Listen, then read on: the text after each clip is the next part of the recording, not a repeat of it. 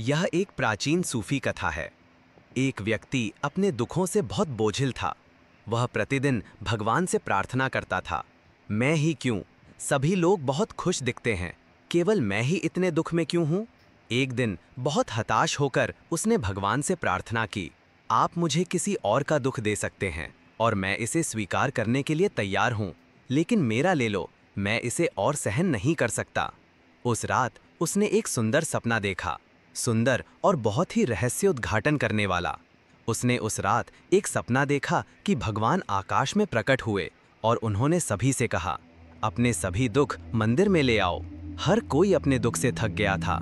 वास्तव में हर किसी ने कभी न कभी प्रार्थना की है, मैं किसी और का दुख स्वीकार करने के लिए तैयार हूँ, लेकिन मेरा दूर करो, यह बहुत अधिक है, यह असहनीय है। इसलिए सभी ने अपने दुखों को थैलों में इकट्ठा किया और वे मंदिर पहुंचे और वे बहुत खुश दिख रहे थे। दिन आ गया, उनकी प्रार्थना सुनी गई और यह आदमी भी मंदिर की ओर दौड़ा। और तब भगवान ने कहा, अपने बैग दीवारों के पास रख दो। सारी थैलियां दीवारों के पास रख दी गईं और तब भगवान ने घोषणा की, अब तुम चुन सकते हो, कोई भी थैला ले सकता है। और सबसे आश्चर्य की बात यह थी कि यह आदमी जो हमेशा प्रार्थना करता था, किसी और के चुनने से पहले अपने थैले की ओर दौड़ा। लेकिन उसे आश्चर्य हुआ क्योंकि हर कोई अपने थैले की ओर दौड़ा और हर कोई उसे फिर से चुनने में प्रसन्न था। क्या मामला था? पहली बार हर किसी ने दूसरों के दुख, दूसरों की पीड़ा देखी थी। उनके थैले उतने ही बड़े थे या उससे भी बड़े। और दूसरी समस्या यह थी कि व्यक्ति अपने स्वयं के दुखों का आदी हो गया था। अब किसी और का चुनना, कौन जानता है कि थैले के अंदर किस प्रकार का दुख होगा।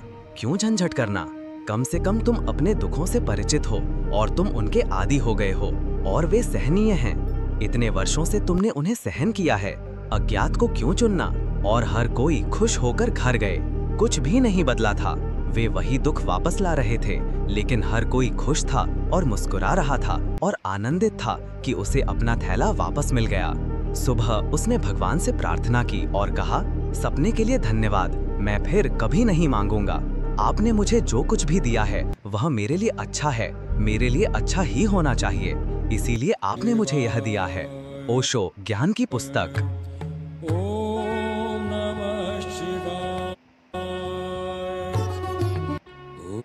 ओम नमः